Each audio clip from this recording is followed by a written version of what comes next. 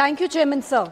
Sir, JNNURM scheme के अंतर्गत केंद्र सरकार और दिल्ली सरकार ने हजारों करोड़ों की लागत से दिल्ली में 52,344 फ्लैट्स गरीबों के लिए 2016 में बनाए। लेकिन सर, आज तक इनमें से दिल्ली सरकार ने सिर्फ 4,871 फ्लैट्स ही गरीबों को आवंटित किए। बाकी सारे घर पड़े पड़े खंडर बन गए। सर, मैं खुद इन घरों को देखकर आई हूं। ये बहुत अच्छे खासे बड़े फ्लैट्स थे, लेकिन अब पूरी तरीके से बर्बाद हो चुके हैं। सर, तब की दिल्ली सरकार ने ये घर गरीबों को इसलिए हैंडओवर नहीं किए क्योंकि वो चाहते थे कि स्कीम में नाम में मुख्यमंत्री शब्द ऐड हो। सिर्फ इतने से क्रेडिट वॉर और वोट बैंक पॉलिटिक्स के चलते करोड़ों का नुकसान हुआ और गरीब गरीब ही रह गया। Sir, I want to ask the Honorable Minister whether the government is planning to register an FIR against the then Delhi government for blatant wastage of government funds. Also, अब उनके कोई plans है इन फ्लैट्स को ठीक करके गरीबों में आवंटित करने के लिए? कब तक सर ये फ्लैट्स, अच्छे खासे फ्लैट्स ऐसे ही पड़े रह जाएंगे? Thank you sir. Honourable minister. सभापति महोदय, ये बात ठीक कही हमारी सदस्य महोदया ने कि 2012 में इस स्कीम के अंतर्गत JNNURM के मकान बनाए गए थे। इसमें प्रदेश सरकार का भी अपना रोल था, केंद्र सरकार का भी उस समय का रोल था। लेकिन मुझे हैरानी है इस बात की कि 2012 के बनने के बाद भी प्रदेश सरकार आखिर 10 साल 12 साल मुझे ये कहने में थोड़ा संकोच हो रहा है कि हमारी बहन सदस्या उसी पार्टी के साथ उसी सरकार के साथ शामिल थी, लेकिन आज इनकी भी इच्छा है कि उसकी कोई इंक्वायरी कराई जाए और कमेटी बैठा करके जो दोषी लोग हैं उनके खिलाफ कार्रवाई करनी चाहिए। वो मकान पड़े पड़े बिना आवंटन के और मुझे लगता है शायद 30,000 से भी ऊपर वो मकान आज भी हैं। 48,000 मकान आज भी हैं और उसमें इतने सालों के बाद वो खंडर भी हो चुके हैं, कई जगह रहने लायक नहीं है। अब उसकी मुरम्मत कराने के लिए दिल्ली सरकार आगे आई है कि जाके जो झुग्गी झोपड़ी के लोग उसमें जाकर रहना चाहते हैं, इस लेवल के बनते हैं, उनको तो वहाँ रखा जाएगा और जो लिवेबल नहीं है उसकी जांच करा करके उसको तोड़ करके नए सिरे से बनाया जाएगा। बाकी जैसा सुझाव इन्होंने दिया है इस पर विचार करेंगे कि उसके दोषी के खिलाफ कार्रवाई क्या करें। फोर्थ सप्लीमेंट्री श्रीमान सुभाषिष कुंदिया जी।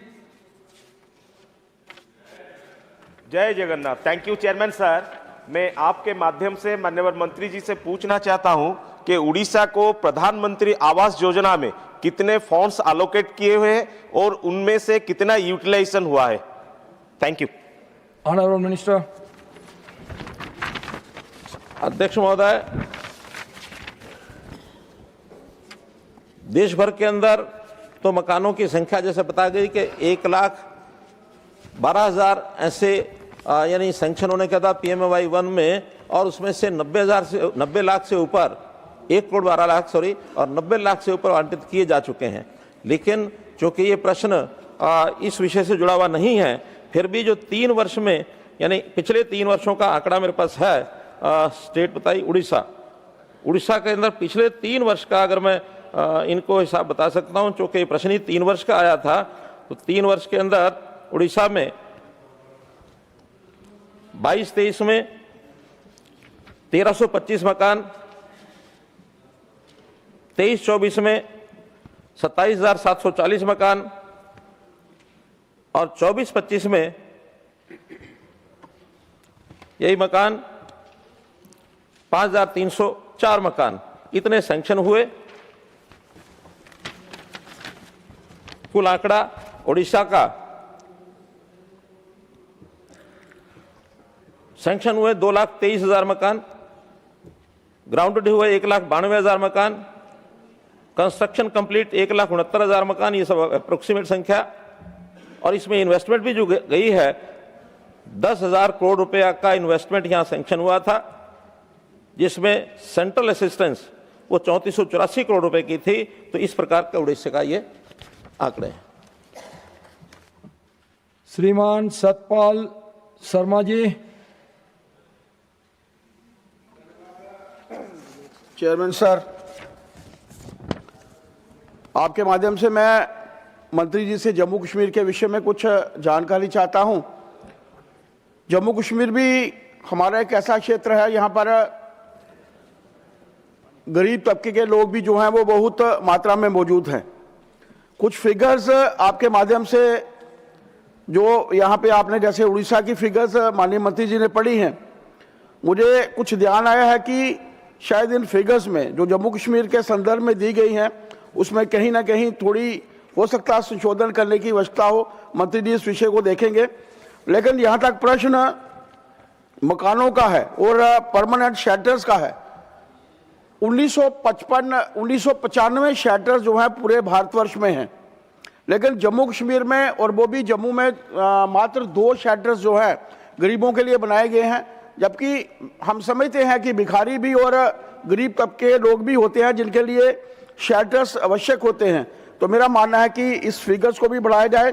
और 4 प्रदेश में ऐसे देख रहा था, जम्मू कश्मीर भी हमारी स्टेट थी पहले, अभी यूटी में कन्वर्ट है, लेकिन लगभग 4 प्रदेश ऐसे हैं जिसमें यूपी है, महाराष्ट्र है, गुजरात है, आंध्र प्रदेश है, जिसमें लाख से भी ज़्यादा मकान जो हैं वो बने हैं। लेकिन यहाँ तक 3 साल का प्रश्न है, जम्मू कश्मीर में मात्र 19,375 मकान जो हैं वो बनाए गए हैं। तो माननीय आपके माध्यम से मंत्री जी से मैं चाहूँगा कि जम्मू कश्मीर के विषय में जो जानकारी आपकी फिगर्स में रखी गई है उसको कृपया एक्सप्लेन करें। बहुत बहुत धन्यवाद। Honourable minister. सभापति महोदय, जो फिगर्स हैं ये ऑथेंटिकेटेड फिगर्स हैं और जहां तक मकान कम है या ज़्यादा है, डिमांड बेस्ड ये सब सैंक्शन होते हैं, उसी हिसाब से फंड जारी किए जाते हैं। जितनी जिस स्टेट से डिमांड आती है ऑनलाइन डिमांड ली जाती है, बाद में उसका सर्वे कराया जाता है, सैंक्शन होता है।